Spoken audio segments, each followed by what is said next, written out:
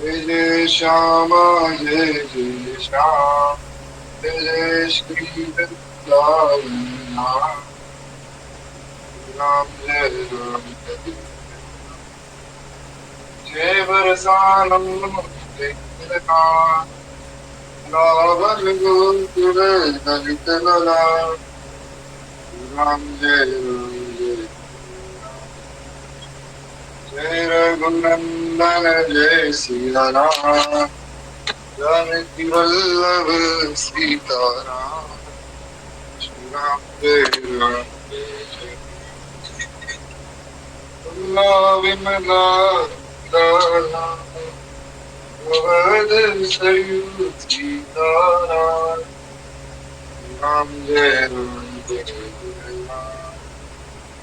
सीताराम जय सीताराम श्याम जय श्याम जय रघुनंदन जय सिया राम जानकी वल्लभ सीताराम राधा वल्लभ श्री राम जय राम सीताराम जय सीताराम राम जय राम जय माता जय गोपाल भक्त वत्सल प्रभु दीन दयाल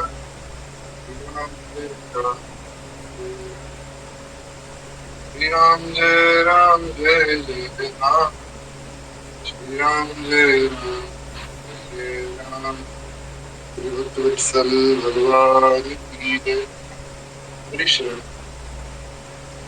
तो कल हमने श्री ध्रुव बरदेव अवतार तक की कथा सुनी। एक बार हम लोग उस पद का स्मरण करें, उसके बाद आगे बढ़ेंगे। जय जय मीन बराल कमठ नरहरि बलिबान परशुराम रघुवीर कृष्ण कीरति जगपाल बुद्ध कल्पि अरु व्यास प्रभु हरि हंस मनवंतर जग ऋषभ है ग्रीव कृप बद्रीपति दत्त कपिल देव सनकादिक करुणा करो 24 रूप दीदार चिर श्री अग्रदास पद 24 रूप दीदार चिर श्री अग्रदास पद। जय जय मीन बराल कमठ नरहरि बलिबान। तो जैसा हमने कल की कथा में सुना, इस प्रकार श्री भगवान ने श्री ध्रुव जी का उद्धार किया है। तो बड़ी सुंदर शिक्षा श्री ध्रुव जी महाराज ने दी। ध्रुव जी का कल्याण करने के लिए भगवान आए। और एक बात जो अंत में मैं कहना चाहता था वो रह गई, क्योंकि क्या भक्तमाल जी में उसका वर्णन नहीं है, परंतु श्रीमद् भागवत महापुराण में श्री व्यास भगवान इसका वर्णन करते, सुखदेव गोस्वामी जी की बात सुनाते, इसलिए थोड़ा सा इस पर हम चर्चा करें, उसके बाद फिर हम आगे बढ़ेंगे। एक बार मुझे ये बात बताइए कि क्या मेरी आवाज सबको क्लियर आ रही?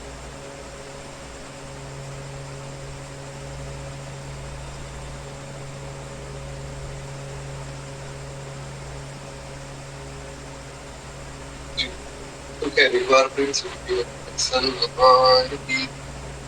तो श्री ध्रुव जी का उद्धार करने के लिए भगवान ने ध्रुव बरदैन अवतार लिया। और ध्रुव बरदैन अवतार लेकर श्री भगवान प्रकट हुए। ध्रुव जी को भगवान ने दर्शन दिया है। अंत में जब ध्रुव जी को भगवान ने दर्शन दिया, तो ध्रुव जी को दर्शन देने के बाद भगवान ने कहा कि ध्रुव मांगो, तुम क्या मांगना चाहते हो? ध्रुव जी ने कहा कि प्रभु, मैं तो बस आपकी स्तुति करना चाहता हूँ। तो भगवान ने कहा करो भैया, स्तुति करना चाहते हो तो कुछ प्रेम से हमारी स्तुति करो। बोले कि प्रभु, मैं स्तुति तो करना चाहता हूँ पर मैं कर नहीं सकता हूँ, क्योंकि मुझे बोलना नहीं आता अच्छे से। तो फिर भगवान ने अपना शंख जो है ध्रुव जी के गाल से छुआया है। और जैसे ही भगवान का शंख ध्रुव जी के गाल पे लगा तो ध्रुव जी के अंदर सारा दिव्य ज्ञान तुरंत ही जो है प्रकट हो गए, क्योंकि ज्ञान स्वरूप भगवान है। तो जब भगवान हमारे हृदय में प्रतिष्ठित हो जाते तो ज्ञान अपने आप ही आ जाता। भगवान का जो स्वरूप है वो सच्चिदानंद है, सत्य चित्त और आनंद। सत्य, ज्ञान और आनंद, ये भगवान का सहज स्वरूप। तो जिसके हृदय में भगवान आ जाते उसके हृदय में सारा दिव्य ज्ञान भी आ जाता है, उसके हृदय में सत्य भी आ जाता है और उसके हृदय में आनंद भी आ जाता है। तो ये समझना है। तो भगवान ने जैसे ही महाराज शंख का स्पर्श कराया तो ध्रुव जी को दिव्य ज्ञान हो गया। तब फिर ध्रुव जी ने भगवान की स्तुति की। यहाँ तक कथा उन्होंने कथा। अब एक बात जो मैं कहना चाहता था वो है कि ध्रुव जी को फिर भगवान ने कहा कि देखो ध्रुव, तुम ऐसा राज्य चाहते हो कि जैसा किसी को ना मिला हो, तो ठीक है, मैं तुम्हें एक ऐसा राज्य देता हूँ। तुम्हें राज्य क्या, मैं ऐसा लोक ही दे देता हूँ।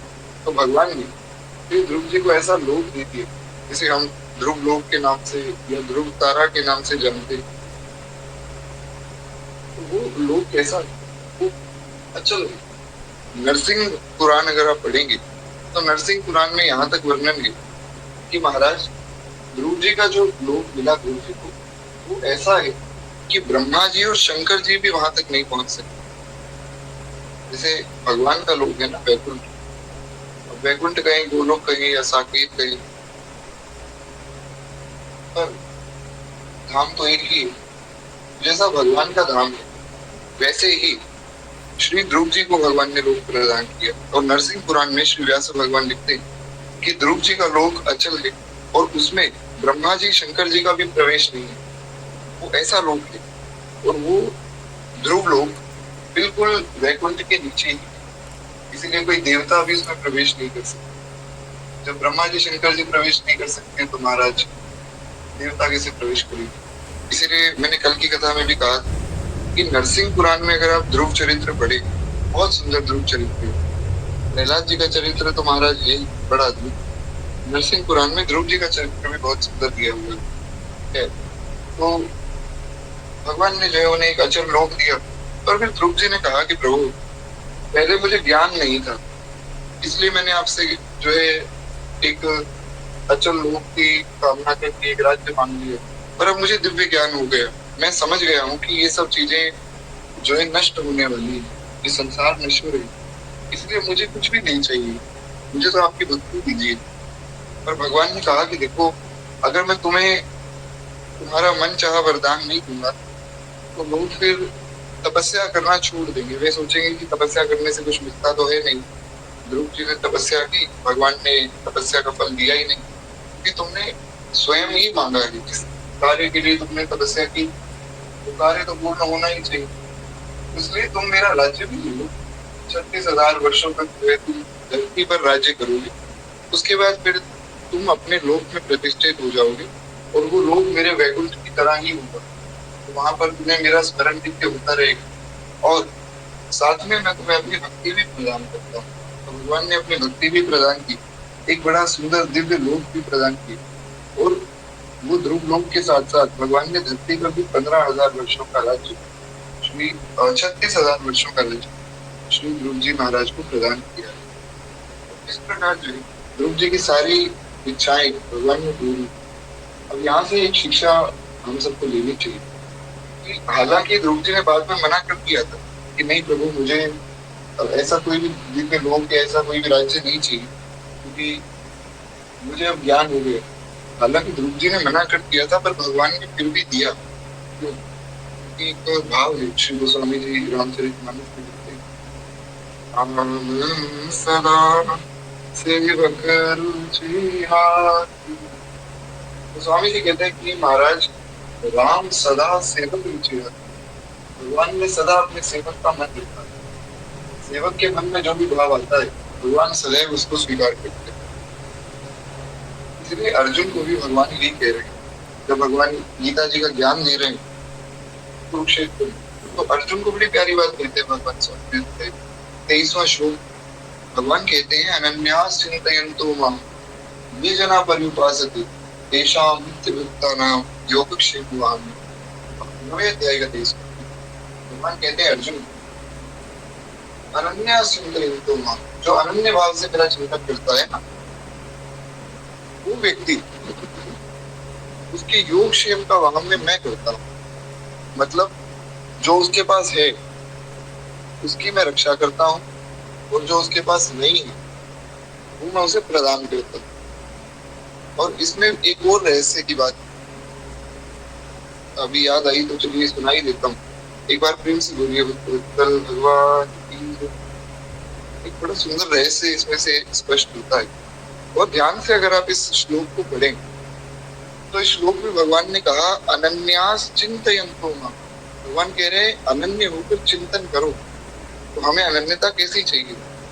हमें अनन्यता चाहिए चिंतन की। और ऊंची बात यहाँ पे कहने जा रहा हूँ क्योंकि एक ये बात जो है सबके मन में फैली कि महाराज अनन्य बनना पड़ेगा, अनन्य बनना पड़ेगा, एक ही इष्ट एक ही नाम, बस अनन्य हो जाओ। तो अनन्यता का अर्थ क्या है ये समझिए। जो व्यक्ति चिंतन से अनन्य है, जिसका चिंतन अनन्य है, जो केवल भगवान का चिंतन करता है, उसको अनन्य कहते हैं। अनन्यता का मतलब ये नहीं है कि आप अगर कृष्ण उपासक हैं तो आप जाकर जो राम उपासक है या नारायण उपासक है उनका आप अपमान करें, अरे ये क्या बात हुई, तुम राम राम क्यों कर रहे हो, कृष्ण कृष्ण कहो। या अगर आप राम उपासक है तो आप कृष्ण नाम की निंदा करें। इसको अनन्यता नहीं कहते, ये तो ढोंग है। भगवान के नाम में, रूप में या धाम में या संतों में भेद करना ये अनन्यता नहीं। अनन्यता है भगवान का चिंतन। चिंतन कि संसार को छोड़कर दिन भर आप भगवान का किसी न किसी प्रकार चिंतन कर रहे हैं, स्मरण कर रहे हैं। जैसे सुबह सुबह आप उठते ही आप कथा सुन रहे हैं, फिर कथा सुनने के बाद ये ना हो कि आपने 1 घंटे 1.5 घंटे तो कथा सुनी, फिर बाकी जो है 22-23 घंटे आप खूब प्रेम से संसार की बातें कर रहे हैं। फिर कथा का वो लाभ नहीं मिलेगा जो मिलना चाहिए। आपका चिंतन अनन्य हो, दिन भर भगवान का स्मरण हो किसी भी प्रकार, तो स्मरण भगवान का होता रहे। कथा सुन ली, कुछ कीर्तन कर लिया, कुछ सेवा कर ली, कुछ यूट्यूब आदि पे आपने सुन लिया, इस प्रकार दिन भर जो है भगवान का चिंतन चलता रहे तो कहते हैं अनन्य। हाँ, हमारा एक नाम में, एक रूप में हमारी निष्ठा हो, अच्छी बात होनी भी चाहिए, पर इसका ये अर्थ नहीं कि हम जो है दूसरे नामों की या रूपों की निंदा करें। ये समझना चाहिए हमारे गुरुदेव ने जो भगवान का नाम हमें दे दिया, हमारे लिए वो नाम वो रूप सर्वोपरि है। पर इसका ये अर्थ नहीं है कि हम बाकी देवताओं की या भगवान के बाकी रूपों की निंदा करें। तो इस प्रकार से अनन्यता का अर्थ भी भगवान के इस श्लोक से समझा जा सकता है। खैर एक बार प्रेम से बोलिए भगवान की जय। अब ये जो भाव है ये कल ही दास को भी पता लगा कि भाव पहले मुझे भी नहीं पता था, पर गीता जी में इतनी गहराई कि सोचिए 5500 वर्ष से अधिक का समय हो गया। 5500 वर्ष पहले भगवान ने गीता जी को कहा था और एक से बढ़कर एक विद्वान उसके बाद हुए महाराज। आज भी पूरी भगवत गीता को कोई भी डिकोड नहीं कर पाए। तो सोचिए भगवान का ज्ञान कितना होगा। और भगवान ने केवल 45 मिनट में पूरी गीता कह दी थी। तो क्या अद्भुत भगवान का ज्ञान होगा, इसकी हम कल्पना भी नहीं कर सकते। खैर, तो अब हम आगे बढ़ते हैं। कल हमने श्री ध्रुव वर्धन अवतार की कथा सुनी, उसके बाद हमने धन्वंतरी अवतार की कथा भी सुनी कि किस प्रकार भगवान जो है समुद्र मंथन के बाद अमृत कलश लेकर प्रकट हुए थे धन्वंतरी भगवान के रूप में। फिर जो है ये धन्वंतरी भगवान ही आगे चलकर देवों के वैद्य बने, देवताओं के डॉक्टर बन गए। तो धन्वंतरी अवतार की कथा भी हमने सुनी। और उसके बाद अब जो है भगवान का अगला अवतार 21वां अवतार है श्री नर नारायण अवतार। आज हमारे 24 अवतारों की कथा पूर्ण हो जाएगी और कल से जो है भगवान के चरण चिन्ह उनका ध्यान हम शुरू करेंगे। तो श्री नावा गोस्वामी के वर्णन करते हैं। वे कहते हैं कि दक्ष कन्या धर्म की पत्नी मूर्ति के गर्भ से भगवान नर नारायण के रूप में प्रकट हुई धर्म की 13 पत्नियां बताई गई, जिसमें लज्जा भी, जैसे जो शर्म होती है ना, वो भी एक पत्नी है धर्म। लज्जा या शर्म धर्म की पत्नी कैसे, तो ये समझना है जैसे मर्यादा, जो हमारी मर्यादा है कि बड़ों के सामने कितना बोलना है, कैसे बोलना है, और झुक कर रहना है। थोड़ा हमें जो है बाहर अगर किसी के सामने हम बात कर रहे हैं तो उसमें कैसी मर्यादा रखनी है, तो स्त्रियों का तो गहना ही लज्जा को बताया गया। तो लज्जा भी धर्म की पत्नी, वैसे ही मूर्ति भी धर्म की पत्नी है। मूर्ति के गर्भ से श्री नर और नारायण के रूप में भगवान प्रकट हुए। उन्होंने आत्म तत्व का साक्षात्कार कराने के लिए उस भगवत आराधन रूप कर्म का उपदेश किया, जो वास्तव में कर बंधन से छुड़ाने वाला है और नैष्कर्म्य स्थिति को प्राप्त कराने वाला है। अब यहाँ थोड़े भारी शब्द आएंगे आगे भी, तो घबराने की आवश्यकता नहीं। यहाँ धीरे धीरे हम सारे शब्दों को सुनते जाएंगे। तो कहते हैं महाराज, जो नर नारायण भगवान प्रकट हुए, नर नारायण भगवान ने प्रकट होकर आत्म तत्व के बारे में बताया, आत्म तत्व का साक्षात्कार कराया। कैसे? उन्होंने ये बताया कि भैया भगवान का भजन करो, और ऐसे ऐसे कर्मों के बारे में बताया जिनसे आपको अपने स्वरूप का बोध हो। भगवान ने गीता जी में कहा ना कि अर्जुन तुम जो शरीर नहीं हो, आत्मा हो। तो यही है आत्म तत्व का बोध कराना, अपने आप को जानना। हम ये सोचकर बैठे हैं कि मैं ये शरीर हूँ, ये संसार मेरा है, ये मेरे माता पिता हैं, ये मेरे भाई बंधु हैं, तो इसे आत्म साक्षात्कार नहीं कहते। आत्म साक्षात्कार ये है कि मैं केवल भगवान का हूँ, केवल भगवान मेरे हैं, और मैं ये शरीर नहीं, मैं एक आत्मा हूँ, ऐसा सोचना, इसे कहते हैं आत्म तत्व का बोध। अगर आप में से कोई मुझे इंस्टाग्राम पे फॉलो करता है, तो आपने मेरी इंस्टाग्राम की स्टोरी में कल देखा होगा, कल एक बड़ी प्यारी स्टोरी मैंने लगाई जिसमें श्री गुरुदेव भगवान बता रहे कि भैया तुम्हारा कोई ऐसा भाई बंधु है जो तुम्हें संसार से छुड़ा दे, कोई ऐसा भाई बंधु है जो आत्म साक्षात्कार करा दे, कोई ऐसा भाई बंधु है जो भगवान से मिला दे। जब ऐसा कोई है ही नहीं, तो वो तुम्हारे अपने कैसे हो गए? तुम्हारे अपने केवल भगवान है, ये समझना है। हम केवल भगवान के और केवल भगवान हमारे।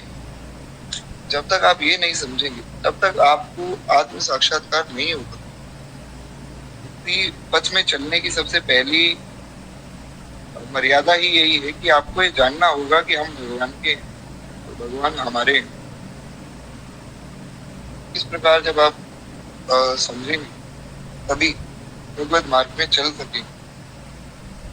हम तो हमारे राघव जी के, राघव जी हमारे हैं, तो हमारे राम जी के, राम जी हमारे हैं। हम तो हमारी जनक लली के, जनक लली हमारी,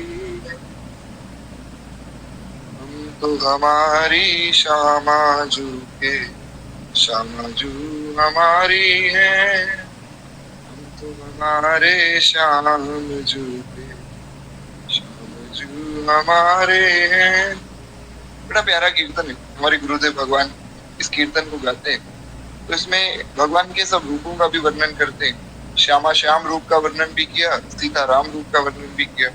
और हमारे गुरुदेव भगवान तो एक कदम और आगे बढ़ा के और बड़ी सुंदर बात कहते हैं, हम तो हमारी गौ माता के, गौ माता हमारी है। हम तो हमारे गुरु जी के, गुरु जी हमारे हैं। हम तो हमारे राघव जी के, राघव जी हमारे हैं। बड़ा प्यारा कीर्तन। कि महाराज हम केवल भगवान के हैं, केवल गुरुदेव के हैं, केवल गौ माता के और केवल संतों के। ये समझना है जो जो वस्तुएं भगवान से जुड़ी केवल वो हमारी है और हम भगवान के।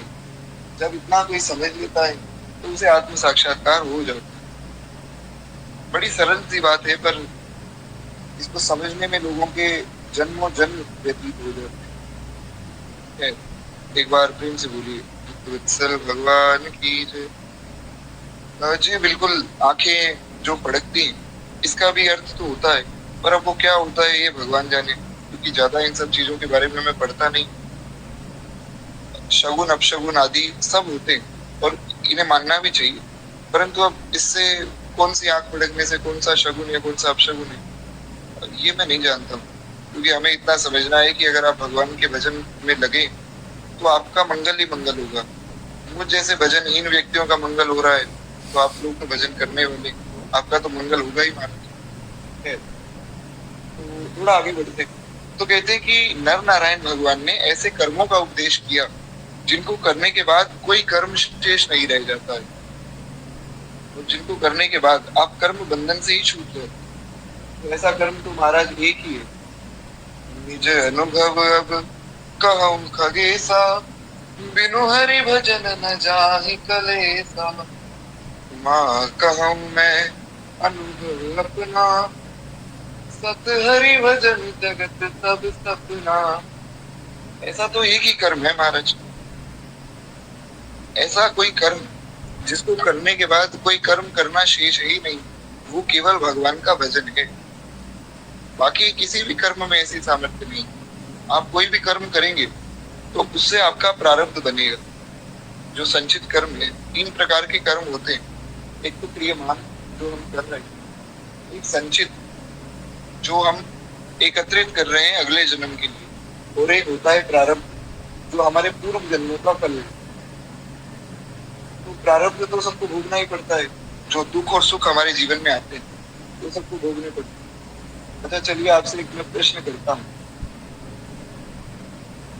सब लोग बहुत ध्यान से सुनिए और बहुत ध्यान से इसका उत्तर दीजिएगा। आप में से कौन कौन ऐसा है जो भगवान से ये प्रार्थना करता है कि प्रभु जी हमें आप दुख दे दो? कौन ऐसा व्यक्ति है? आप खुद के बारे में छोड़िए, संसार में अगर कोई आपको ऐसा व्यक्ति मिले जो ऐसा कहे कि प्रभु हमें दुख दो, ये नाथ मैं दुख की कामना करता हूं या करती हूँ। नहीं, कुंती मैया तो है, वे तो अलग है। हम अपने आसपास और अपने अंदर देखें, क्या हमारे अंदर कोई ऐसा व्यक्ति है या हमारे आसपास कोई ऐसा व्यक्ति है जो दुख की कामना कर रहा हो? मंदिर जा रहे हो महाराज, कहते हैं कि प्रभु दुख दे दो, हमें तो खूब दुख चाहिए जीवन में। दुख की कामना करना ये संसार का नियम नहीं। आप तो सब भक्त हैं, इसलिए मैंने आप लोगों के साथ साथ संसार का नाम लिया। आप लोग तो फिर भी प्रार्थना करते होंगे कि प्रभु दुख आएगा तो आपका स्मरण होगा, पर संसार में ऐसा कोई नहीं। कोई भी व्यक्ति मंदिर जाके ये नहीं कहता है कि हमें दुख दो। सब यही कहते हैं कि प्रभु बड़ी गाड़ी, बड़ा घर, बड़ा मकान, और जो है खूब सुंदर बच्चों की पढ़ाई हो जाए, जो जो मांगते हैं सब लोग, तो सब यही मांग रहे हैं कि सुख आ जाए। पर दुख तो आता है, दुख तो बिना मांगे भी आता है। आपने मांगा, आपके जीवन में तो भगवान की लीला से कुछ ना कुछ ऐसा समय आया जिससे भगवान का चिंतन बना। अब जो मान लीजिए भगवान का भक्त नहीं, क्या उसके जीवन में दुख नहीं आता? क्या वो परेशान नहीं होता है? या जो व्यक्ति भगवान के मंदिर में जाकर ये मांग रहा है कि प्रभु केवल सुख मिले, बड़ा मकान हो, बड़ी दुकान हो, बड़ी गाड़ी हो, क्या उस व्यक्ति के जीवन में दुख नहीं आता? दुख तो सबके जीवन में आ रहा है महाराज। मांग रहे हैं सुख और मिल रहा है दुख। तो ये समझना है, दुख की कामना कोई नहीं करता है, पर नानक दुखिया सब संसार। श्री गुरु नानक देव जी महाराज के एक बड़ा प्यारा भाव है गुरु नानक देव जी। वे कहते हैं नानक दुखिया सब संसार, ये सारा संसार दुखी है। और इसमें बहुत सुंदर उन्होंने व्याख्या की। उन्होंने कहा कि देखो, जो बहुत ज्यादा पैसे वाला है ना, उसको ये दुख है कि मैं ये पैसे रखूं कहाँ, इन पैसों को बचाऊं कैसे, कहीं मेरे पैसे लूट ना जाए।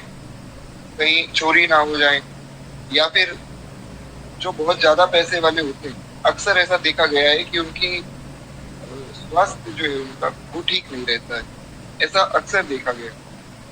और जिसके पास पैसा नहीं है वो पैसे के लिए दुखी, जिसके पास घर नहीं है वो घर के लिए दुखी है, जिसके पास बहुत बड़ा घर है वो इसलिए दुखी है कि महाराज घर में रहने के लिए कोई व्यक्ति नहीं। जो व्यक्ति पूर्ण रूप से स्वस्थ है वो इसलिए दुखी है कि मुझे धन नहीं मिल रहा है। और जो व्यक्ति धनी है वो इसलिए दुखी है कि मेरे पास स्वास्थ्य नहीं। किसी व्यक्ति की संतान नहीं है तो इसके लिए दुखी है, किसी की संतान नालायक निकल गई तो इसलिए दुखी है। तो हर व्यक्ति किसी न किसी वजह से संसार में दुखी है, और दुख तो किसी ने मांगा ही नहीं,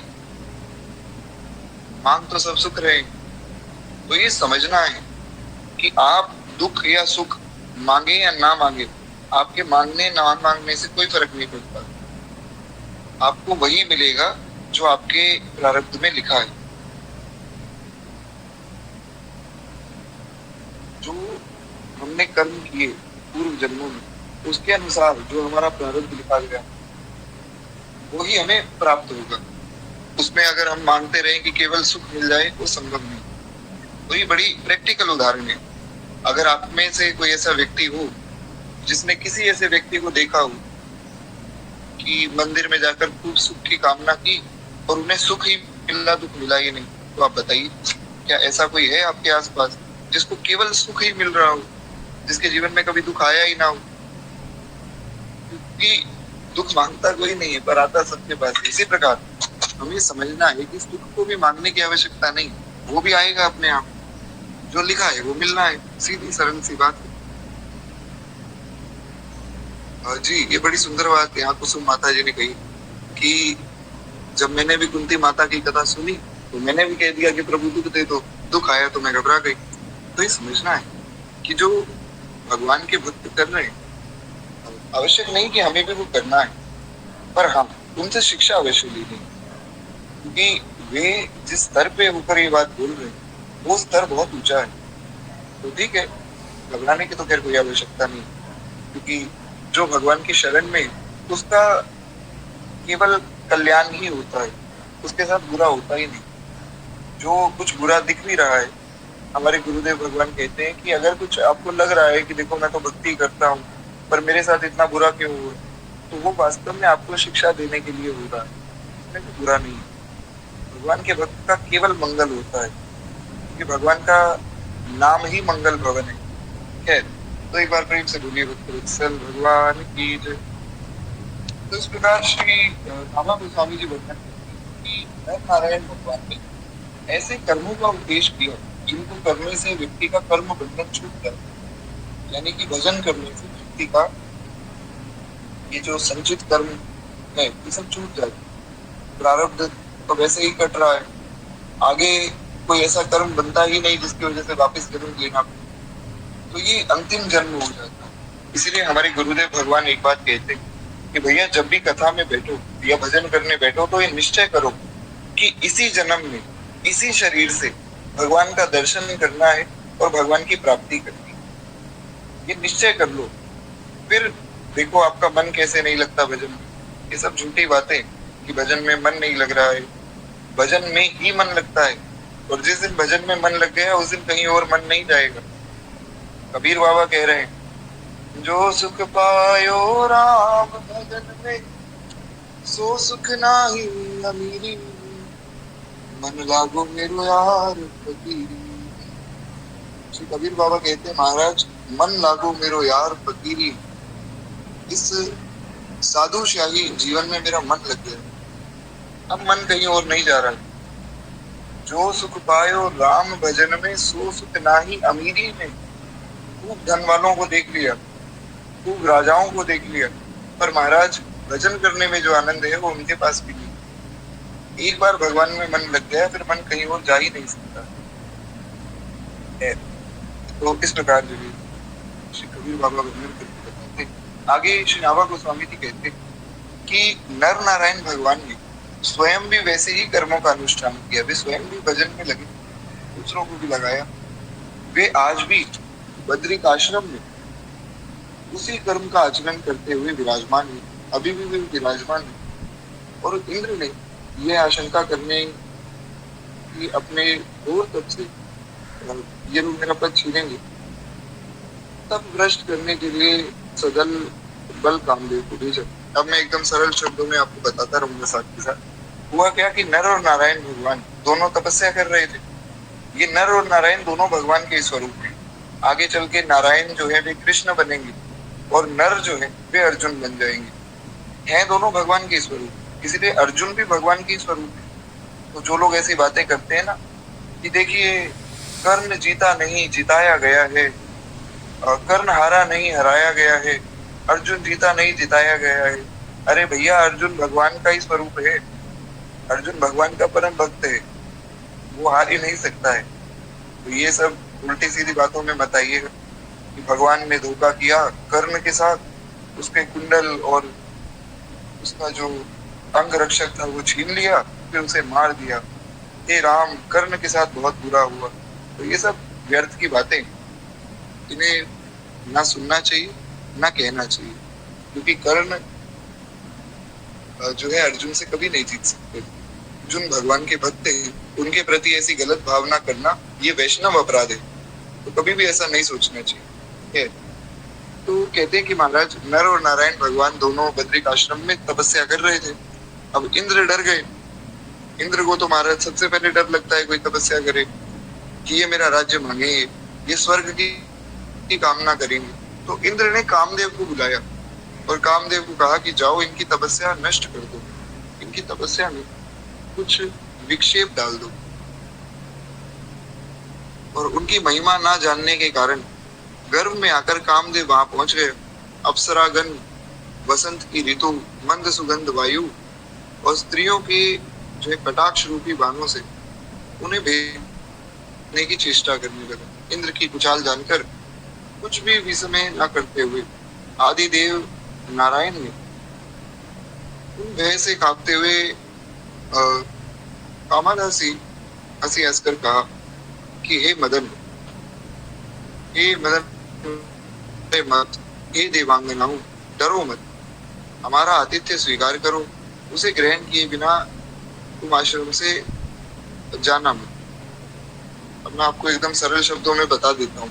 हुआ क्या कि महाराज इंद्रदेव ने कामदेव को कहा कि आप जाओ और ये नर और नारायण भगवान की तपस्या में कुछ ना कुछ विक्षेप कर दो। ऐसा करो, अप्सराओं को ले जाओ और अप्सराओं को ले जाकर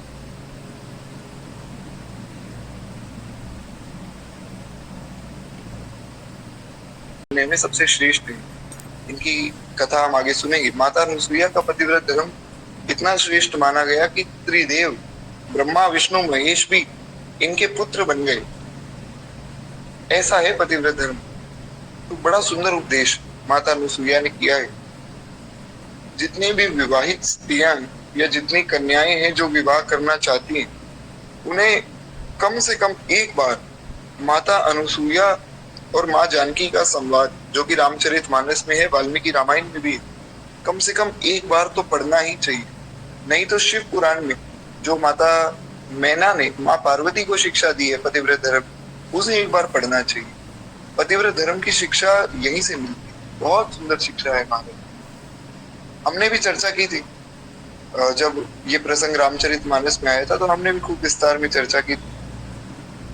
पर वही बात है कि अगर कोई स्त्री पढ़ेंगी तो उनके तो काम की वस्तुएं तो बहुत अच्छे से पढ़ेंगी। अब जो मेरे काम का नहीं होता वो मैं ज्यादा उस पर ध्यान देता नहीं। तो ये सब स्त्रियों के लिए, इसलिए स्त्रियों को बहुत विस्तार में पढ़ना चाहिए। या फिर जो है यूट्यूब आदि पे जब आप संतों की कथा सुनते हैं तो उसमें जो आप सुन सकते हैं।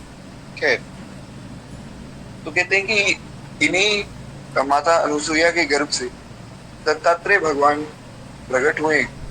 वर देते समय भगवान ने कहा था कि मैंने अपने को तुम्हें दे दिया, इसलिए भगवान का नाम दत्त पड़ा। जब अत्रि जी ने भगवान से प्रार्थना की ना कि प्रभु आप हमारे पुत्र के रूप में प्रकट हो जाइए, तो भगवान ने वरदान दिया कि मैं जो है अपने आप को तुम्हें देता हूँ, अपने आप को तुम्हें सौंपता हूँ। इसलिए भगवान का नाम पड़ा दत्त। इसलिए जो पद है जिसमें श्री नाभा गोस्वामी जी भगवान के 24 अवतारों का स्मरण करते हैं, उसमें भी भगवान का नाम दत्तात्रेय नहीं आया है, उसमें भी भगवान का नाम दत्त आया है। तो खैर एक बार प्रेम से बोलिए दत्तात्रेय भगवान की जय। तो एक बार जो है साधना माता जी दत्तात्रेय भगवान का दर्शन भी करा दीजिए। खैर तो अंत में श्री नावल गोस्वामी जी कहते हैं ना, बद्रीपति दत्त कपिल देव सनकादिक करुणा कर, तो वहां भी दत्त नाम आया। तो खैर इस प्रकार दत्तात्रेय भगवान का नाम पड़ा। भगवान दत्तात्रेय के चरणों की सेवा से राजा यदु और सहस्त्रार्जुन आदि ने योग भोग तथा मोक्ष की सिद्धियों को प्राप्त किया है। राजा यदु वे ही हैं जिनके वंश में आगे चल के भगवान कृष्ण उत्पन्न होंगे, यदुवंश में। और सहस्त्रार्जुन की कथा हमने सुनी थी। तो सहस्त्रार्जुन और राजा यदु ने इनकी कृपा से ही सिद्धियों को प्राप्त किया। जी तो ये दत्तात्रेय भगवान का अवतार है। भगवान के वैसे तो अनेकों हाथ हैं, पर यहाँ पे मुख्य रूप से भगवान के 6 हाथों का वर्णन आया है दत्तात्रेय भगवान के स्वरूप में। और इनके साथ में एक बैल सदैव ही रहता है और सब जीवों को साथ में लेकर श्री दत्तात्रेय भगवान का एक करुणा अवतार है। तो सब जीवों को साथ में लेकर ही चलते हैं। खैर एक बार प्रेम से बोलिए श्री दत्तात्रेय भगवान की जय। आगे जो है श्री कपिल अवतार का वर्णन श्री नाभा गोस्वामी जी करते हैं। कहते हैं महर्षि कर्दम की धर्म पत्नी देवहूति के गर्भ से बिंदु सरोवर के निकट 9 बहनों के बाद भगवान कपिल देव प्रकट हुए। इनकी कथा मैं आपको वैसे तो सुना चुका हूँ, एक बार पुनः सुना देता हूँ। ब्रह्मा जी ने जब सृष्टि को वृद्धि करने का ये निर्णय लिया, सनकादिक प्रकट हुए, नारद जी प्रकट हुए, सब जो है भगवान के भजन में लग गए। इन्होंने कहा हम तो सृष्टि करेंगे नहीं। तो फिर ब्रह्मा जी के 2 भाग हुए। ये कथा आप लोग सुन चुके हैं पहले, आपको याद होगी, जो लोग ध्यान से सुन रहे हैं उनको याद आएगी कि हमने सुनी है पहले। ब्रह्मा जी के शरीर के 2 भाग हुए, जिसमें एक भाग से जो है मनु जी, एक भाग से शत्रुपा जी प्रकट हुए। और ब्रह्मा जी के भाग से नासिका से श्री कर्दम महर्षि भी प्रकट। कर्दम महर्षि जब प्रकट हुए तो दक्ष की कन्या देवहूति से इनका विवाह कराया गया, कर्दम महर्षि का। लेकिन कर्दम महर्षि विवाह करना ही नहीं चाहते थे। कर्दम महर्षि ने ब्रह्मा जी को कहा कि मैं विवाह नहीं करूंगा। तो ब्रह्मा जी ने कहा नहीं, विवाह तो आपको करना पड़ेगा, तभी सृष्टि का विस्तार होगा। बोले मैं विवाह एक शर्त पे करूंगा कि जब संतान उत्पत्ति होगी और हमें पुत्र की प्राप्ति हो जाएगी, उसके बाद फिर मैं जो है अपनी पत्नी को और अपने बच्चों को छोड़ के चला जाऊंगा, क्योंकि मैं साधु हूँ, मुझे भजन करना है। तो मैं जैसे ही पुत्र होगा इनको छोड़ के चला जाऊंगा वन में और मैं अपने भजन साधन में लग जाऊंगा। तो ये कथा वैसे हम पहले सुन चुके जी, ये सुनकर बड़ा अच्छा लगा कि आप सबको याद है। खैर एक बार भगवान की है। तो वही बात यहाँ कही गई कि कर्दम महर्षि का जो विवाह हुआ देवहूति जी से, तो भगवान की लीला देखिए। अब इन्होंने तो कह दिया था कि जैसे ही पुत्र होगा तो मैं अपनी पत्नी और अपने बच्चों को छोड़कर चला जाऊंगा। तो इनके पुत्र हुआ ही नहीं। पहली 9 कन्याएं हुई, पहली 9 कन्या प्रकट हुई। उसके बाद 10वें पुत्र के रूप में भगवान कपिल प्रकट हुए। इनके केश जो है स्वर्ण के समान है, कपिल वर्ण के थे। स्वर्ण का जो कांति है उसे कपिल वर्ण कहा जाता है। जैसे भगवान का जो रंग है वो श्याम रंग है, वैसे ही स्वर्ण का जो रंग है उसे कपिल कहा जाता है, इसीलिए इनका नाम कपिल हुआ। अभी हम दर्शन करेंगे आगे तो आपको उस रूप में दिख जाएगा। और इन्होंने अपनी माता को आत्मज्ञान का उपदेश किया। माता देवहूति को कपिल भगवान ने आत्मज्ञान का उपदेश किया है। ये बहुत सुंदर उपदेश, बहुत अद्भुत उपदेश। भागवत जी अगर कोई पढ़े तो उसमें ये उपदेश मिलता है। महाराज इतना सुंदर उपदेश किया है कपिल देव ने, क्या कहना। अपनी माता को जन्म कर्म के बंधन से छुड़ाने वाला उपदेश किया है। और श्री व्यास भगवान को भागवत जी में यहाँ तक लिखते हैं कि जो इस उपदेश को सुन लेता है, सुनने मात्र से जो है भगवान के धाम का अधिकारी हो जाता है। कहते हैं जिससे वे भगवान के वास्तविक स्वरूप को समझकर और स्वल्प समय में मोक्ष को प्राप्त कर लिया। यानी कि उनकी माता ने उस उपदेश को सुना, उस उपदेश को माना और मोक्ष को प्राप्त भी किया। और श्री कपिल देव की माता को उपदेश देकर, उनकी अनुमति लेकर अब वे बिंदु सरोवर से समुद्र तट पर जा विराजे। कपिल देव ने अपनी माता को उपदेश किया कि भजन साधन में लगो, भगवान का नाम जप करो, उसमें आपका कल्याण है। माता भजन में लग गई। तो फिर इन्होंने माता से आज्ञा ली कि माता, अब आप भजन साधन कर ही रही हैं, भगवान आपका पालन करेंगे, मुझे आज्ञा दीजिए, मैं भजन के लिए आगे बढ़ना चाहता हूँ। माँ की आज्ञा लेकर जो कपिल भगवान आगे चले और अब वे समुद्र के तट पर आकर विराज हुए, जहाँ अश्वमेध यज्ञ के अश्वों को खोजते हुए राजा सगर 60,000 पुत्रों 7,000 पुत्र जो राजा सगर के थे वे आए और भागवत अपराध के पाप से भस्म हो गए। आपकी कृपा से ही गंगा जी के धरातल पर आई और उन सगर पुत्रों का उद्धार हुआ, तभी वे जगत में उनका कल्याण। ये कथा है, मैं आपको सुना देता हूँ, तभी आप लोगों को समझ आएगी। हुआ क्या था, एक राजा सगर हुए।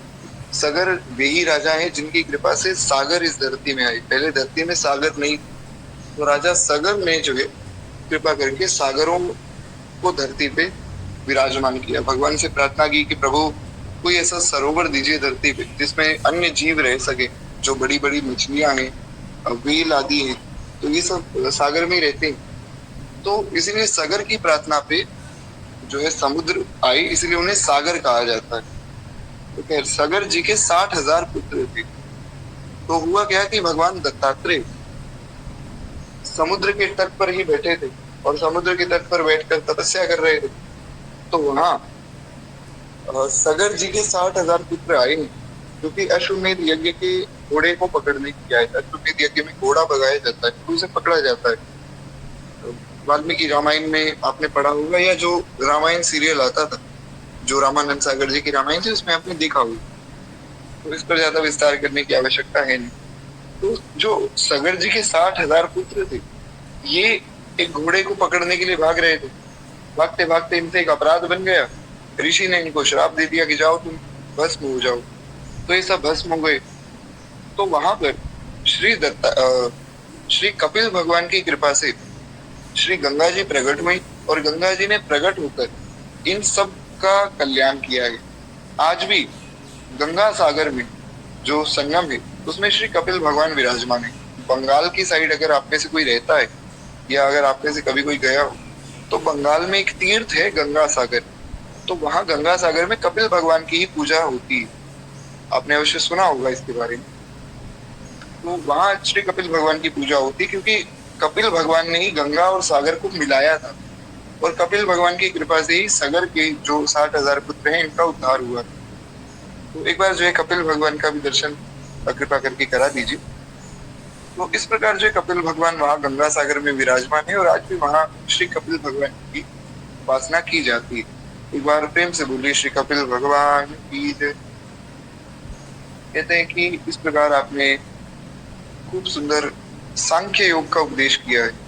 हाँ, ये देखिए, तो ये श्री कपिल भगवान बैठे और माता देवहूति को उपदेश दे रहे हैं। सन्यासी का वेश धारण कर लिया है, क्योंकि इन्होंने पहले कहा था मैं आपको उपदेश देकर फिर मैं सन्यास ले लूंगा, मैं चला जाऊंगा। तो साधुशाही वेश धारण करके कमंडल आदि लेकर ये माता को उपदेश करके चले गए। तो और इनके केश देखिए, अगर आप बहुत ध्यान से देखें तो कपिल भगवान के जो केश हैं वो स्वर्ण की तरह सुंदर है, इसलिए इनका नाम कपिल जो रखा गया। खैर एक बार प्रेम से बोलिए कपिल भगवान की। तो इस प्रकार से कपिल अवतार पूर्ण होता है। आगे श्री नाभा गोस्वामी जी महाराज बताते हैं कि महाराज इस प्रकार कपिल भगवान ने सांख्य शास्त्र का उपदेश किया है। भगवान ने गीता जी में बहुत से योग बताए, भक्ति योग, कर्म योग, ज्ञान योग, ध्यान योग, उसमें एक सांख्य योग भी है। सांख्य योग के बारे में संक्षिप्त में आपको बता देता हूँ, आपके जानने योग्य उसमें कुछ है नहीं, क्योंकि हमें भगवान का भजन करना है। सांख्य योग हमारे लिए नहीं। सांख्य योग में जो है मनुष्यों की, पशुओं की, पक्षियों की, प्राणियों की गिनती किस प्रकार है, और मनुष्य उसमें कितने हैं, मनुष्यों को किस प्रकार जो है भगवान का ध्यान आदि करना चाहिए, ये सब बताया गया है। तो 84 लाख योनियों का वर्णन है। 84 लाख में से 4 लाख योनियां ऐसी है जो मनुष्यों की है, उसमें से भी अलग अलग प्रकार के जो मनुष्य है, तो उन सबका वर्णन सांख्य योग में मिलता है। तो आप जो है सांख्य योग के आचार्य हुए। श्री कपिल भगवान ने सांख्य योग का उपदेश सबसे पहले किया था। इस प्रकार श्री कपिल अवतार पूर्ण होता है। एक बार प्रेम से बोलिए श्री कपिल भगवान की जय। तो खैर जी बिल्कुल, ऐसा कहते हैं कि गंगा सागर में जीवन में सबको एक बार तो जाना चाहिए। तो आप लोगों को अगर अवसर मिले, तो जो लोग नहीं जानते थे अभी तक, वे भी कभी भी अवसर मिले तो कोलकाता साइड अगर आप जाएंगे तो वहां आपको गंगा सागर तीर्थ में स्नान आदि करने का आपको अवसर मिले। बड़ा सुंदर तीर्थ है, सबको एक बार तो खैर जाना ही चाहिए। है। तो अब हम आगे बढ़ते हैं। देखिए, जितने लोग यहाँ विराजमान है, उनमें से कुछ लोग ऐसे हैं कि जो सुबह जो है घर का कार्य भी कर रहे हैं, कथा भी सुन रहे हैं। कुछ लोग ऐसे हैं जो भगवान की सेवा भी कर रहे हैं और कथा सुन रहे हैं। ये बड़ी अच्छी बात है, भगवान को भी कथा सुना रहे हैं साथ के साथ, भक्तमाल जी की। पर कुछ लोग ऐसे हैं जो केवल कथा सुन रहे हैं। तो आपसे मेरी ये बड़ी विनम्र विनती है कि कम से कम भगवान की जयकार साथ के साथ करते रहिए। तो क्या है कि आपका भी ध्यान लगा रहेगा और अच्छे से सब समझ भी आता रहेगा। जी खैर, ये तो बड़ी कृपा है साधना माता जी की कि सब अवतारों का वे साथ के साथ दर्शन करा रहे हैं। ये बड़ा सुंदर भाव है कि अवतार की कथा सुनी, साथ के साथ दर्शन हो गया हमारे। खैर, प्रयास करेंगे आगे जो भगवान के भक्तों का वर्णन आएगा उनका चरित्र पूर्ण करके भी, जैसे मीराबाई है, श्री तुलसीदास जी, थोड़ा उनका भी दर्शन कर लेंगे। तो खैर आगे बढ़ते हैं। भगवान का अंतिम जो 24वां अवतार है उसका वर्णन करते हैं। कल से फिर हम लोग भगवान के चरण चिन्ह जो है उनका ध्यान किस प्रकार करना है और किस प्रकार भगवान के चरण जो चिन्ह है वे कौन कौन से हैं, उसका वर्णन हम विस्तार में सुनेंगे। और मेरी बड़ी विनम्र विनती है कि कल की कथा जो आगे अब कथा होने वाली है, इसको मत छोड़िएगा। क्योंकि जितने लोगों का ये प्रश्न रहता है ना कि भगवान के भजन में मन नहीं लगता है, हमसे माला नहीं होती है, हमसे नाम जप नहीं होता है, तो इन सब चीजों का समाधान है भगवान के चरण चिन्हों का ध्यान। ऐसा हमारे गुरुदेव भगवान कहते हैं कि जो भगवान के चरण चिन्ह का ध्यान करता है उनका अपने मन पर भी कंट्रोल होता है और उनका भगवान के भजन में भी मन लगता है। और ऐसे बहुत से साधक हैं जिन्होंने अपना अनुभव सुनाया कि हाँ, हमने भगवान के चरण चिन्हों का ध्यान करना शुरू किया तो हमारा मन भजन में अपने आप ही लगने लग गया। अब मुझ जैसे व्यक्ति जो भजन साधन ही नहीं करते हैं, वो ध्यान क्या करेंगे। तो मैं तो खैर ज्यादा जानता नहीं हूँ इस विषय में, मेरा कोई अपना अनुभव तो है नहीं, पर मैं आपको यहाँ जो वर्णन है वो अवश्य सुनाऊंगा। बहुत सुंदर ध्यान श्री नाभा गोस्वामी जी ने एक पद के माध्यम से सुनाया है और ये पद भी सबको पढ़ना चाहिए।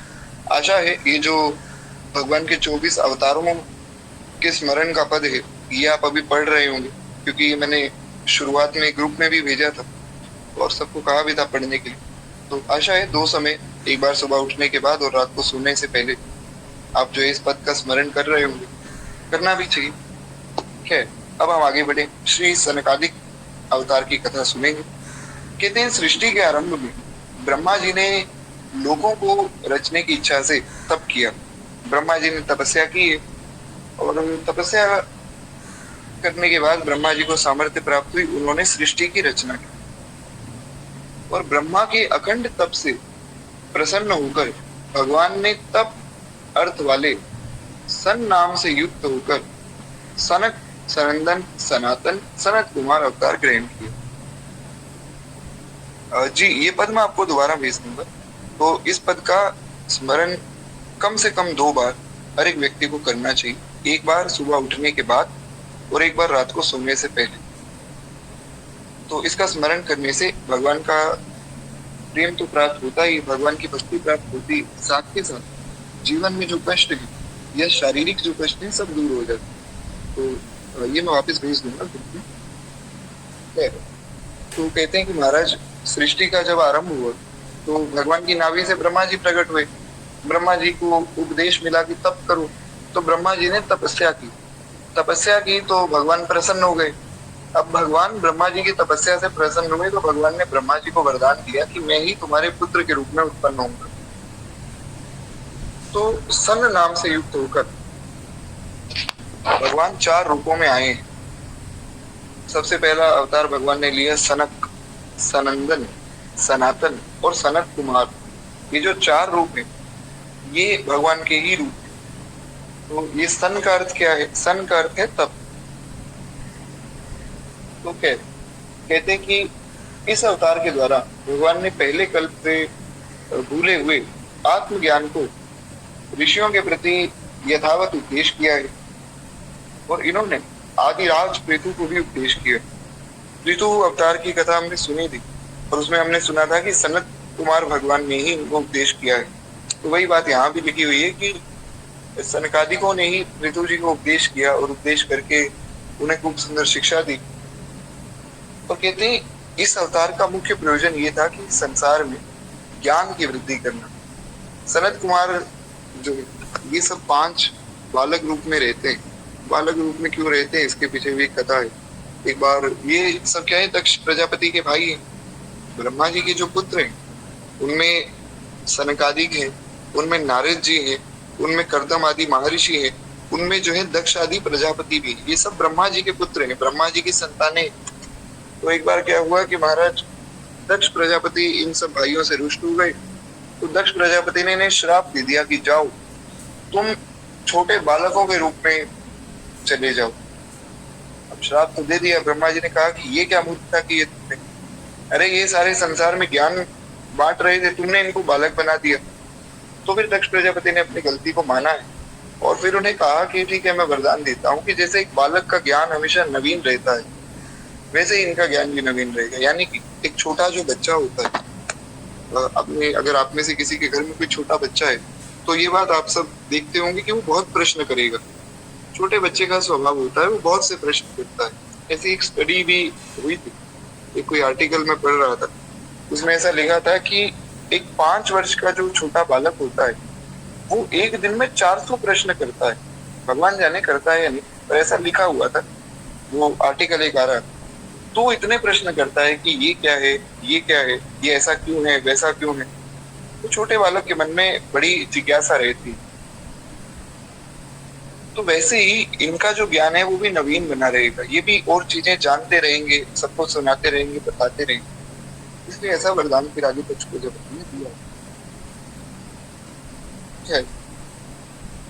तो इस प्रकार जो है सनकादिक भगवान 5 वर्ष के बालक के स्वरूप में ही रहते हैं, जिससे माया का भी कोई विकार उत्पन्न नहीं होता। जी तो हाँ, ऐसा भी संभव है। यही शायद मैंने इसके बारे में पढ़ा। रीटा माता जी का कहना है कि साइकोलॉजी में भी यही बताया जाता है। तो ठीक है, कहते हैं कि कोई विकार नहीं, ना तो उसमें काम है, ना क्रोध है, ना लोभ है, ना मोह। छोटे 5 वर्ष के बालक को क्या पता कि भैया पैसा क्या है, उसके अंदर लोभ कहाँ से आएगा। उसे पता ही नहीं है कि संसार में इच्छाएं पूर्ण नहीं होती तो क्रोध करना होता है। तो छोटा बच्चा गुस्सा भी नहीं करता है। हाँ, उसे कुछ ना मिले तो वो रोने जरूर लग जाता है, पर उसे अगर समझाया जाए तो मान भी जाता है। तो इसलिए छोटे बच्चे में कोई विकार नहीं रहता है माया का। तो जो ये 5 वर्ष के हुए तो ये इनके लिए श्राप नहीं बल्कि वरदान हो गए। एक तो ये माया के सब विकारों से रहित हो गए और एक इनका ज्ञान सदैव के लिए नवीन हो गया। कहते हैं कि सदा मन से अपने ब्रह्म स्वरूप में लीन रहते हैं और जीवन मुक्त रहते हैं। ये जितने भी सनकादिक भगवान ये सदा अपने मन से जीवन मुक्त और ब्रह्म स्वरूप में रहते हैं। यानी कि ये अपने आप का, अपने स्वरूप का बोध रखते हैं। जैसे हम ये सोचते हैं ना कि हाँ हम आत्मा है, हम शरीर नहीं है, ऐसा कह तो देते हैं पर मानते नहीं। ये लोग मानते हैं, उस चीज को स्वीकार करते हैं कि शरीर हमारा नहीं। जैसे हमने जो अभी 2 दिन पहले कथा सुनी उसमें हमने महाराज श्री ऋषभ भगवान के अवतार की कथा सुनी। तो ऋषभ अवतार में भगवान जब वन में बैठे रहते थे तो वन में अग्नि लग गई तो भी भगवान वहां भागते नहीं थे वहां से, क्योंकि भगवान को पता है कि शरीर मेरा है ही नहीं और मैं शरीर हूं ही नहीं। तो ये शरीर जल के भस्म भी हो जाए तो भी क्या हो जाएगा। इसलिए ये है वास्तव में शरीर के सुख को भूलना। और हमारे लिए वो कैसे संभव होगा, क्योंकि हम ध्यान योग ज्ञान योग में तो है नहीं। भक्त के लिए वो संभव ऐसे ही होगा जब वो भगवान का खूब नाम जप करेगा, कथा भागवत सुनेगा, तो उससे जो है वो भगवान के स्वरूप का अनुभव करेगा, फिर अपने स्वरूप का अनुभव करेगा, फिर उसे शरीर की सुध नहीं रहेगी। खैर, एक बार प्रेम से बोलिए भक्तवत्सल भगवान की जय। तो इस प्रकार जो है ये चारों भाई अपने स्वरूप में सिद्ध रहते हैं और सदैव अपने जीवन मुक्त स्वरूप का अनुभव करते रहते हैं। आगे श्री नाभा गोस्वामी जी वर्णन करते हैं, वे कहते हैं कि महाराज, इनको उत्पन्न करके ब्रह्मा जी ने जब ये आज्ञा दी कि जाओ सृष्टि करो, ब्रह्मा जी ने कहा कि जाओ सृष्टि करो, तब इन्होंने पूछा, ये कथा तो बहुत बार मैं आपको सुना चुका हूँ। ब्रह्मा जी ने कहा जाओ तुम सृष्टि का विस्तार करो। इन्होंने पूछा कि आप कौन हैं? तो ब्रह्मा जी ने कहा मैं तुम्हारा पिता हूँ ब्रह्मा, तुम मुझसे ही उत्पन्न हुए। बोले अच्छा, तो आप हमसे बड़े हुए, फिर तो पिता हैं तो बड़े हुए। बोले हाँ बिल्कुल। तो बोले आप सबसे बड़े हैं? ब्रह्मा जी ने कहा हाँ, हम जो है सबके ही पिता हैं, सारी सृष्टि हमने ही बनाई। बोले आपसे भी बड़ा कोई है? ब्रह्मा जी ने कहा हाँ, हमसे बड़े भी हैं, भगवान है। बोले अच्छा, कौन भगवान? बोले भगवान हरि, भगवान नारायण जो है हमसे बड़े हैं। बोले अच्छा, तो भगवान हरि से बड़ा कौन? बोले हरि से बड़ा कोई नहीं, हरि से बड़े तो हरि ही। तो बोले मतलब सबसे बड़ी सत्ता संसार में भगवान हरि की है। ब्रह्मा जी ने कहा हाँ तुम सही समझे, सबसे बड़े भगवान हरि हैं। अब जाओ अब सृष्टि करो। बोले अब तो सृष्टि नहीं करेंगे महाराज, अब जब हमें यही पता लग गया कि सबसे बड़ी सत्ता भगवान हरि की है, तो अब सृष्टि क्यों करें? अब तो हम भगवान का भजन करेंगे। तो ये लोग फिर भगवान के भजन में लगे, और बहुत सुंदर जो कीर्तन सब सनकादिक भगवान करते हैं, ये हम कथा के अंत में सुनेंगे। बड़ा प्यारा कीर्तन है, एक दो बार हम कथा में कर भी चुके हैं। खैर आगे कहते हैं इस प्रकार इन्होंने इस प्रपंच में ना फंसकर और अनौचित्य वैराग्य पूर्वक भगवत भजन का आश्रय लिया है, और औचित्य दिखाकर श्री ब्रह्मा जी को निरुत्तर वन की राह पर उन्होंने रख दिया। इन शब्दों को मैं एकदम सरल शब्दों में बता देता हूँ। हुआ क्या कि ब्रह्मा जी ने इन्हें कहा कि भजन करो, तो इन्होंने सोचा कि ये संसार के प्रपंच में पढ़ने से अच्छा है हम भगवान के भजन में लगे। तो ब्रह्मा जी की जो आशाएं थी वो सब इन्होंने मिटा दी। ब्रह्मा जी ये सोचकर बैठे थे कि बस ये चार पुत्र हैं, चारों से सृष्टि का विस्तार हो जाएगा। तो अगर ये चारों लोग मान जाते ना, तो फिर ब्रह्मा जी को प्रजापतियों की और इनकी आवश्यकता ही नहीं पड़ती, ये चारों ही सृष्टि का विस्तार करते, पर ये माने ही नहीं। इसलिए फिर ब्रह्मा जी के 10 पुत्र मुख्य रूप से हुए। तो जिसमें सबसे प्रथम तो सनकादिक हैं, अंत में जो है श्री नारद जी सबसे छोटे पुत्र माने गए, और जो ऋषि हैं ये भी सब ब्रह्मा जी के पुत्र हैं। उसके बाद जो प्रजापति हैं ये भी सब ब्रह्मा जी के पुत्र हैं। इस प्रकार फिर ब्रह्मा जी ने बहुत स्त्रियों को, पुरुषों को उत्पन्न किया, जैसे मनु शत्रुपा जी हैं, इनको उत्पन्न किया। तो ये सब ब्रह्मा जी के मानस पुत्र हैं। तो इनसे ही फिर आगे सृष्टि का विस्तार हुआ। फिर ब्रह्मा जी ने सोचा कि महाराज अगर बाकी लोगों ने भी कह दिया कि सृष्टि का विस्तार नहीं करेंगे तो मेरी बनाई सृष्टि तो खराब हो जाएगी।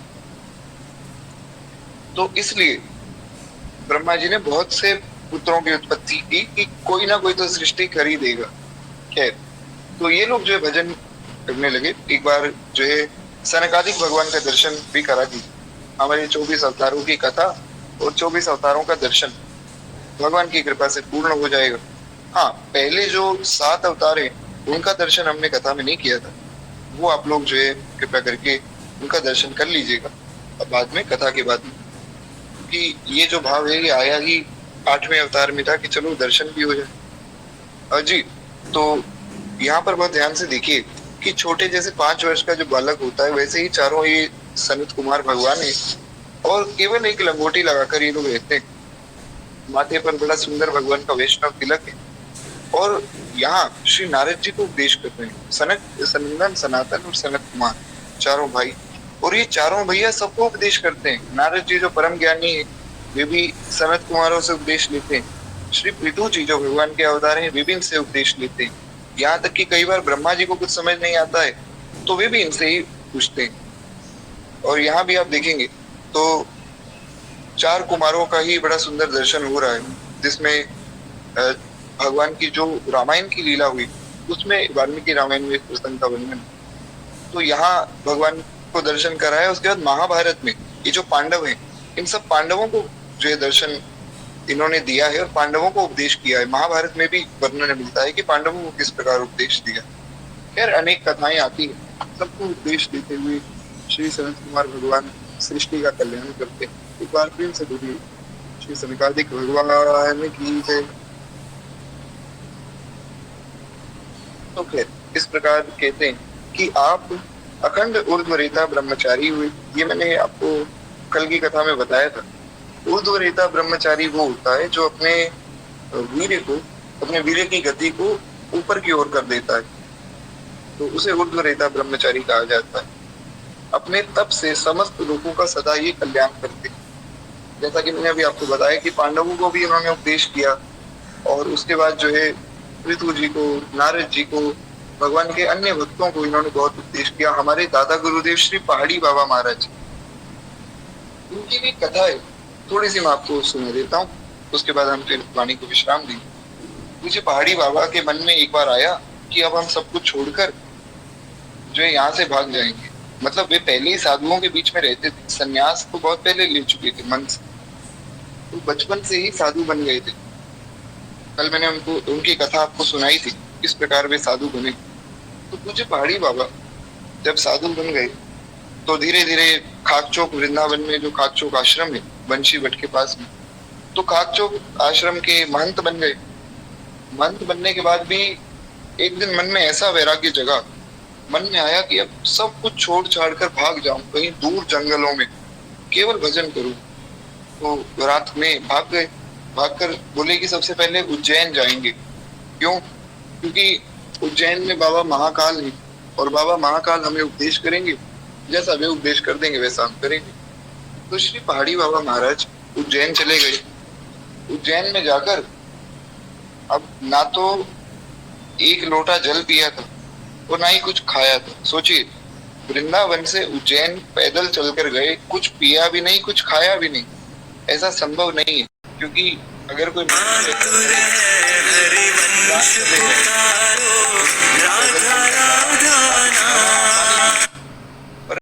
उनकी वैराग्य की स्थिति इतनी तीव्र थी, इतना तीव्र वैराग्य था कि उन्हें पता ही नहीं लग रहा था कि मैं कुछ खा लूं, कुछ पी लूं। ना भूख लग रही थी ना प्यास। तो खैर इसलिए श्री पहाड़ी बाबा महाराज बिना खा कोई नहीं था, साक्षात भूत भावन भगवान शंकर ही थे। ऐसा लग रहा था मानो हजारों हजारों सूर्य एक साथ चमक रहे। तो भगवान शंकर ने स्वयं प्रकट होकर जो है उन्हें उपदेश किया कि उत्तर की ओर चला जाओ, वहां तेरा कल्याण होगा। तो वे फिर उत्तर दिशा की ओर बढ़ते गए। तो उत्तर दिशा में जब वे बढ़ रहे थे तो रास्ते में उन्हें एक छोटा बालक मिला जो हिमालय की चोटियां, हिमालय की चोटियों में बहुत ठंड पड़ रही थी और ऐसे ही भयानक ठंड में श्री पहाड़ी बाबा महाराज को उस छोटे बालक का दर्शन हुआ।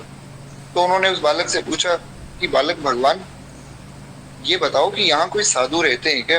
क्योंकि हमें भगवान शंकर ने उपदेश किया है कि कोई साधु उत्तर की दिशा में मिलेंगे, वे हमारा कल्याण करेंगे। तो बोले हाँ, सीधे चले जाओ। ऐसे साधु रहते हैं कि जो मिट्टी को छू दें तो मिश्री कर दें। वो ध्यान से सुनिएगा। कहते हैं कि जो मिट्टी को छूकर मिश्री बना दे, ऐसे साधु रहते हैं। तो पहाड़ी बाबा आगे चले तो वहां पर एक साधु दिखे तो उन्हें प्रणाम किया। प्रणाम कर कुछ बोलने ही लगे थे, इतने में ही उन साधु ने कहा कि मैं जानता हूँ तुम कौन हो, तुम कहाँ से आए हो, क्यों आए हो। भगवान शंकर ने ही तुम्हें यहाँ भेजा है मेरे पास। और जो रास्ते में तुम्हें वो बालक मिला था ना, वो और कोई नहीं था, वो साक्षात सनत कुमार भगवान ही थे। अगर वहीं उनके चरण पकड़ लेते तो मेरे पास आने की आवश्यकता भी नहीं, वहीं तुम्हारा कल्याण हो जाता। क्योंकि तुम कुछ सोचो कि हिमालय की चोटी में कोई बालक बिना कपड़े पहने इतनी ठंड में कैसे घूमेगा, और छोटा 5 वर्ष का बालक। तो सनकादिक ऋषि सबको उपदेश करते हैं। उसके बाद फिर उन साधु के पास जो है पहाड़ी बाबा महाराज रहे भी।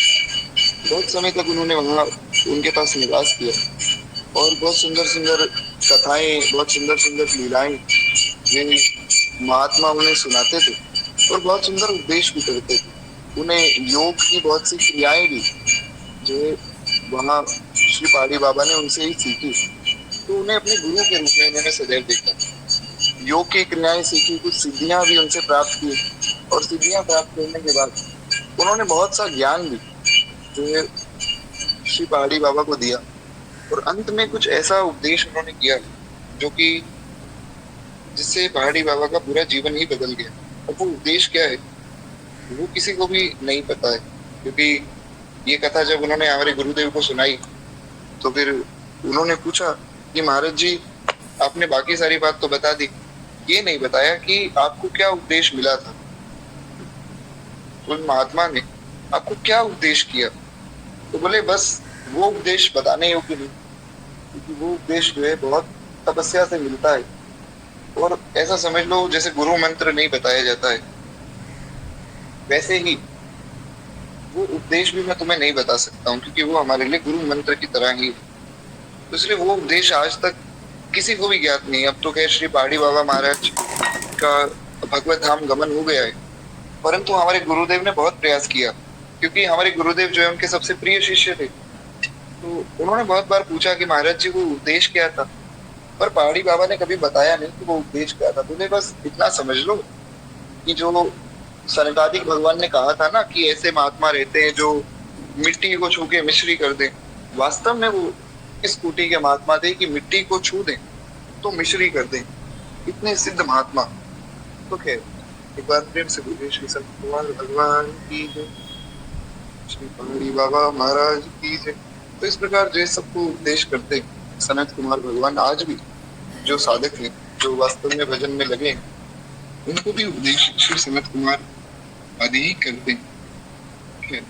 जिस प्रकार जो है हमारे 24 अवतारों की कथा पूर्ण होती है, अब हम जो है कल से भगवान के चरण चिन्हों का ध्यान करेंगे, और मेरी बड़ी ब्रह्म प्रार्थना है कि कल से सब लोग रेगुलर हो जाए, क्योंकि ये चरण चिन्हों का ध्यान बहुत आवश्यक है हमारे लिए।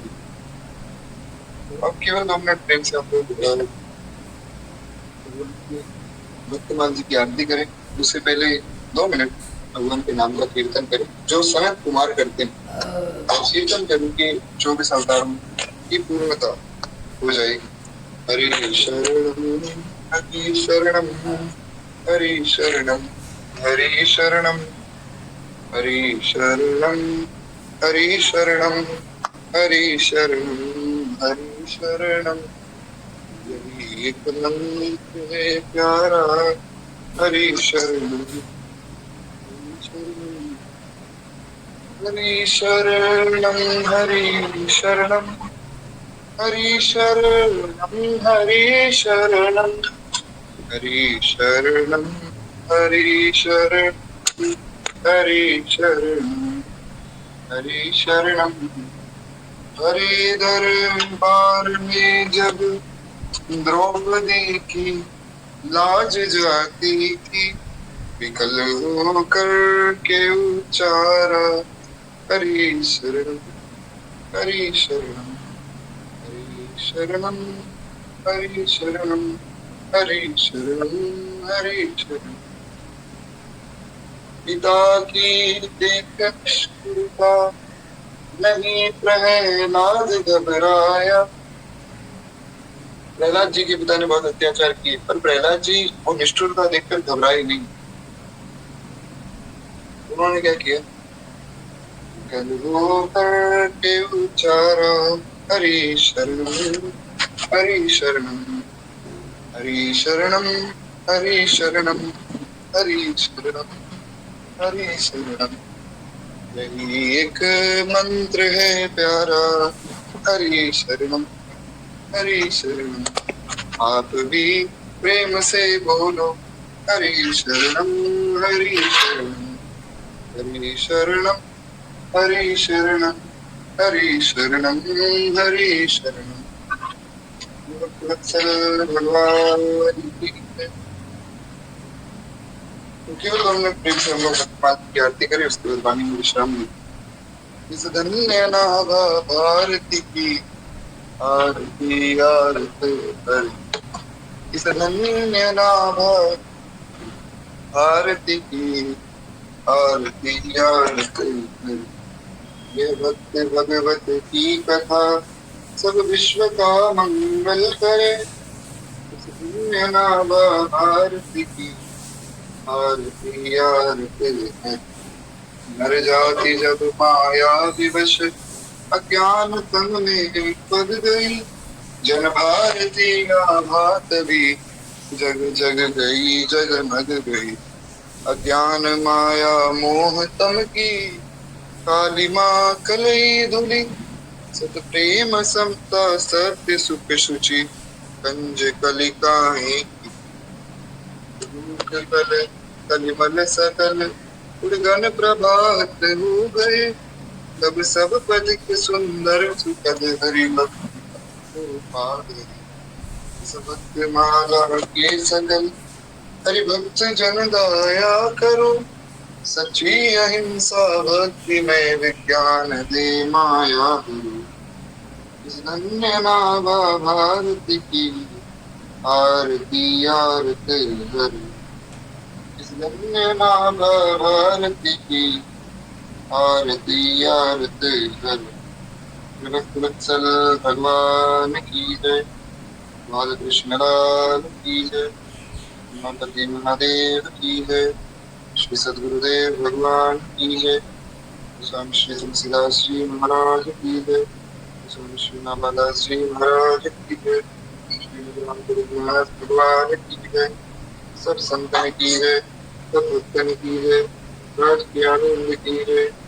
जय जय श्री सीताराम जय जय श्री राम कृष्ण। नमः पार्वती पतये हर हर महादेव।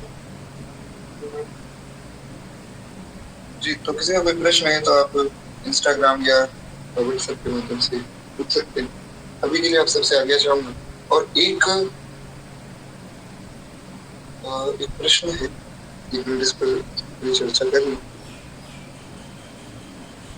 प्रभु जी, ये सत्य है क्या कि सभी सर्वदा 5 वर्ष की आयु के ही रहे, ना कभी जवान हुए ना बूढ़े हुए, 4 हुए? जी बिल्कुल।